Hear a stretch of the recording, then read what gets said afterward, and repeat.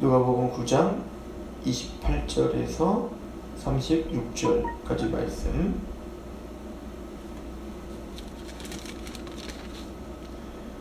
함께 봉독하도록 하겠습니다. 시작.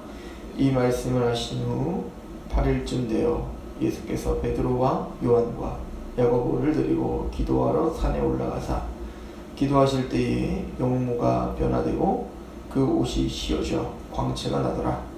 문득 두 사람이 예수와 함께 말하니 이는 모세와 엘리야라. 영광 중에 나타나서 장차 예수께서 예루살렘에서 별세하실 것을 말할세.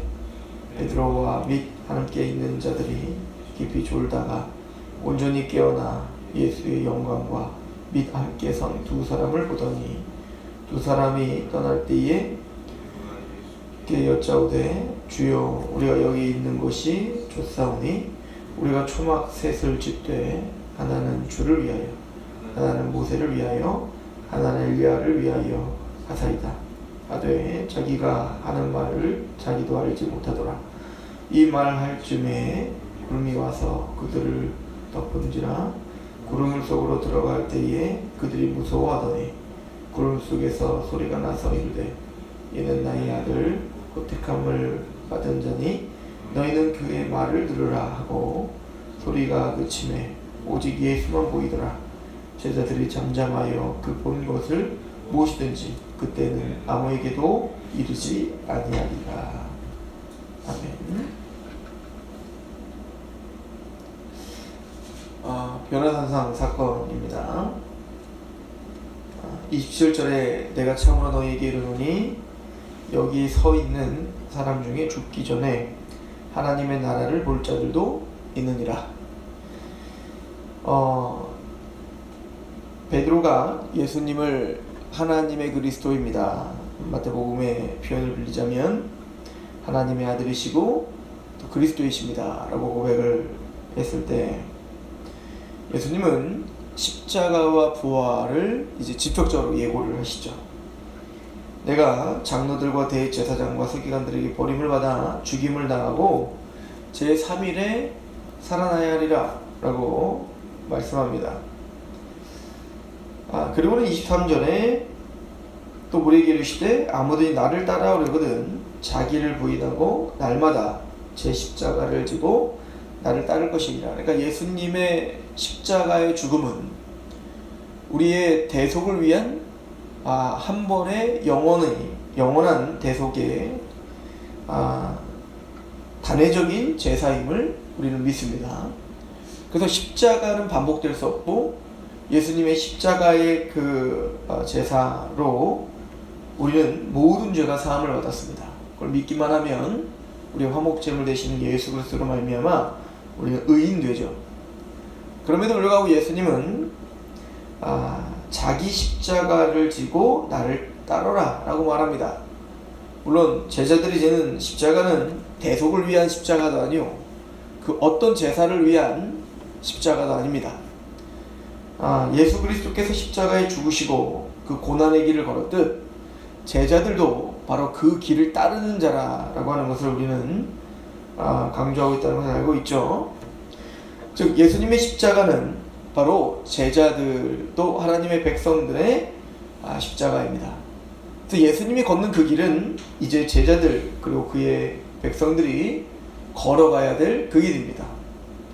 그래서 우리가 이미 상고했듯 제자들의 파송에 대한 이야기를 하고 7절부터 세례 요한이 목배임을 당한 순교에 대한 이야기가 있음을 우리는 보았습니다.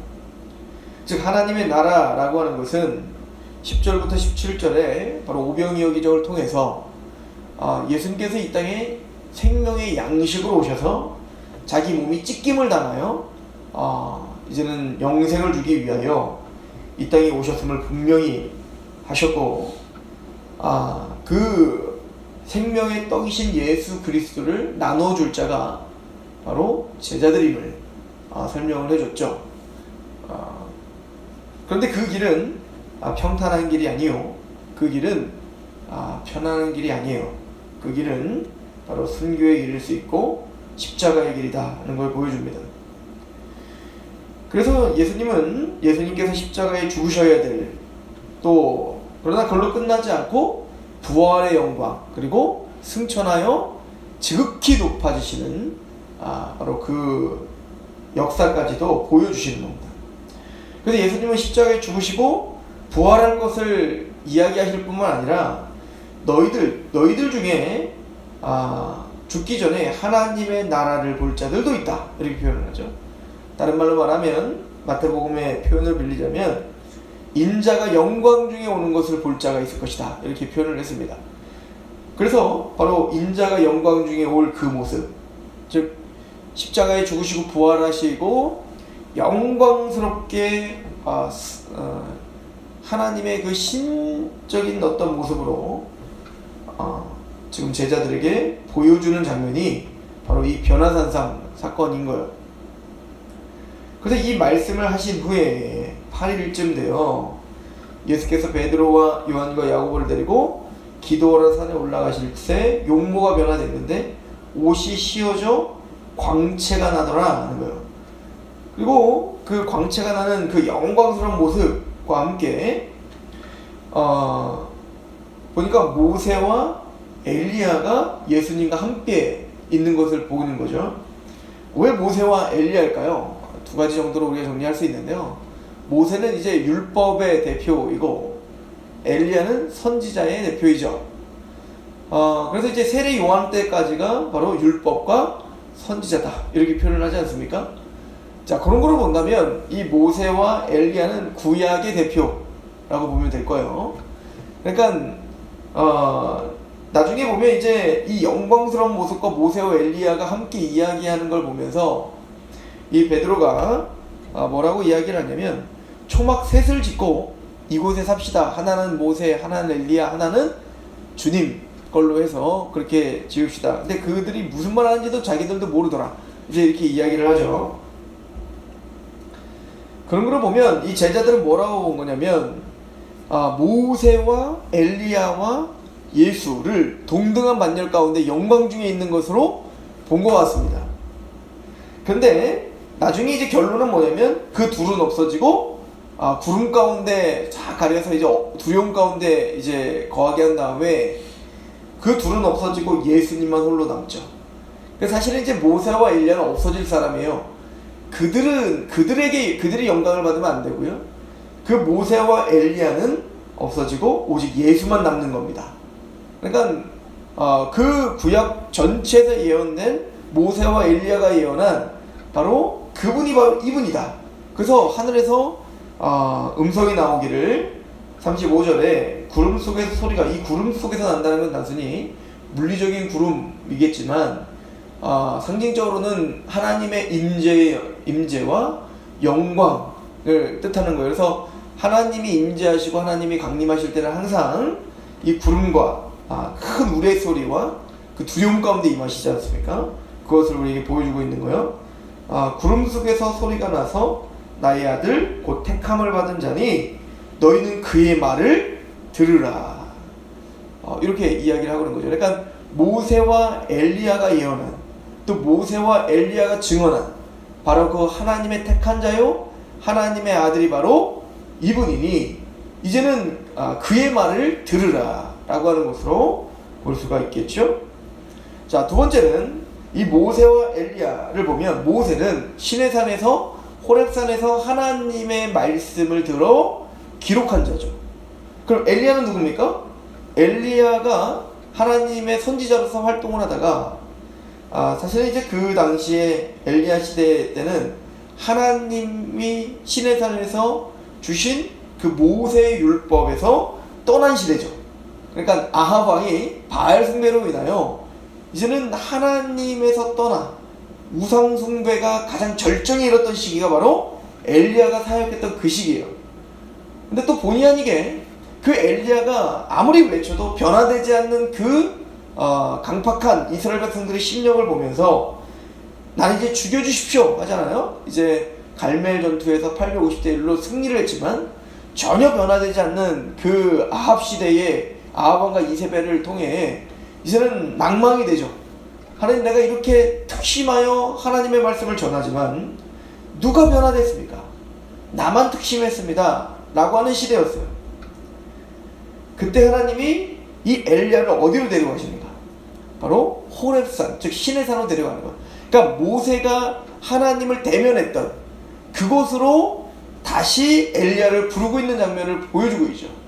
그러니까 다 하나님의 계시, 하나님의 율법, 그러나 그 하나님의 말씀, 모세와 엘리야에게 주셨던 그 하나님의 뜻을 저버리고 있는 이스라엘 백성들. 그 이스라엘 백성들은 바로 하나님을 대적하고 있고 강팍하고 그들은 하나님의 율법에서 떠나 있는 상태예요. 그럼 모세와 엘리야는 하나님의 측면에서 눈물을 흘리며 정말 그렇게 모세도 마찬가지죠.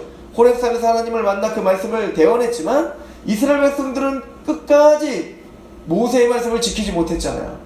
그게 바로 모세와 엘리야가 사역을 하고 말씀을 전했던 그 강팍한 사람들이에요. 마찬가지로 예수님이 지금 사역하고 제자들이 사역해야 될 그 사람들의 심령이 바로 그렇게 하나님의 말씀을 떠나 그렇게 하나님의 뜻 가운데 떠나 유리하여 방황하고 있는 상황이죠.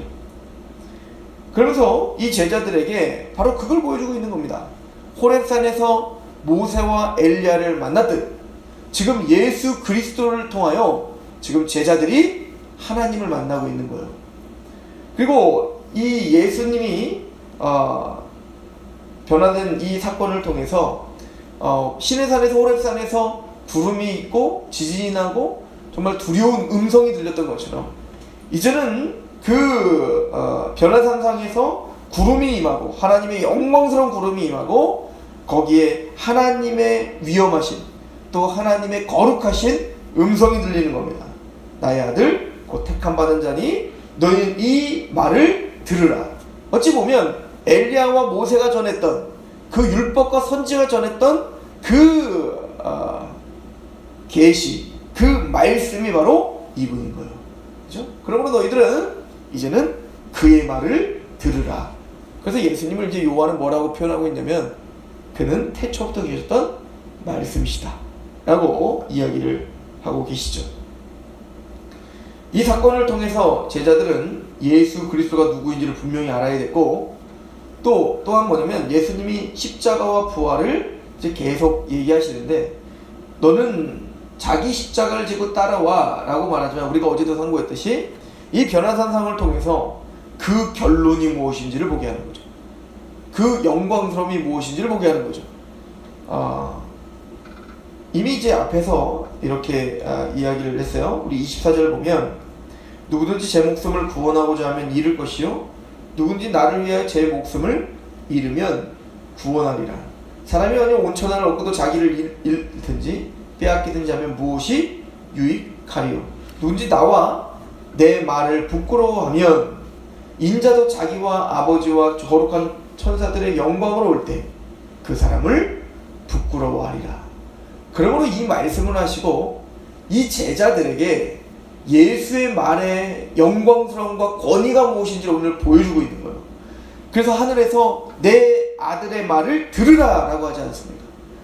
그러므로 그 예수 그리스도를 믿고 그 예수 그리스도의 말을 부끄러워하지 않는 자는 반대로 말하면 영광 중에 예수가 오실 때 이렇게 영광 중에 오실 때 그 예수께서 우리를 부끄러워하지 않겠다. 너희 또한 그 영광 중에 그 황홀한 영광 중에 너희가 참여하게 하리라 라고 하는 것을 보여줌으로 그 십자가가 얼마나 영광된 일인지 너희가 네 목숨을 버릴 때 너희가 목숨을 얻을 것이고 너희가 목숨을 집착할 때 너희가 목숨을 잃어버릴 것이라고 하는 그 진리를 분명하게 그의 마음속에 각인시켜주는 사건이 바로 이 변화산상 사건이에요. 묵묵히 그 길을 걸어갈 수 있는 힘, 그 맷집, 그 원동력이 바로 이 변화산상 사건이죠. 어찌 보면 난야연대기 이제 그 출정호에 대해 보면은 우리 이제 영화로는 2편이죠.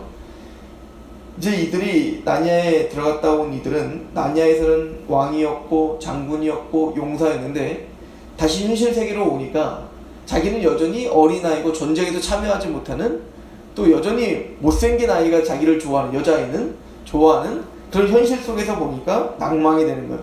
그러니까 나냐에서의 그 영광스러운 체험이 전혀 힘을 발휘하지 못하죠.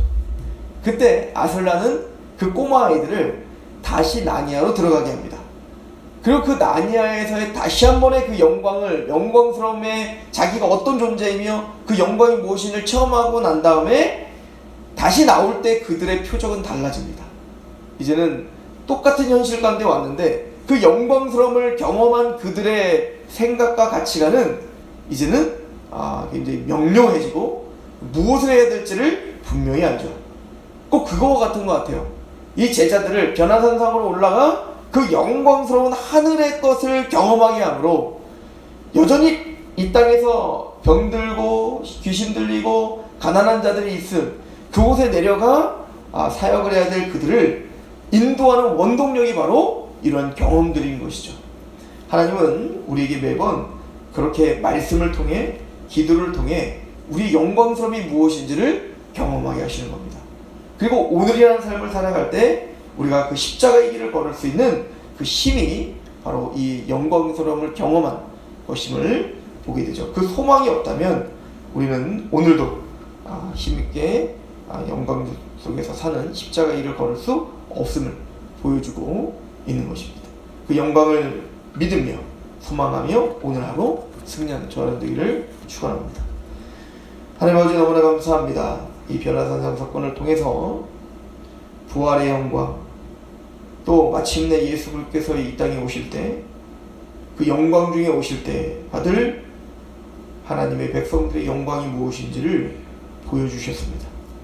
오늘 하루를 살아가며 여전히 고통스럽고 힘들 수 있고 또 엘리야처럼 나만 특심하여 하나님 말씀을 전하고 그대로 살지만 변화되지 않는 세상을 바라보며 답답할 수 있겠으나 장차 주어질 그 하나님의 영광을 바라보며 또 예수 그리스도가 하나님의 아들 되신 분, 하나님의 택하심 받은 자임을 믿으며 그의 말을 부끄러워하지 않게 하옵소서. 그래 하나님의 영광스러운 날에 주님이 우리를 부끄러워하지 않고 우리를 영접하실 그날 함께 기쁨에 동참하는 그 놀라운 영광이 더 크게 되게 하시옵소서. 예수 그리스도의 이름으로 감사하며 기도합니다.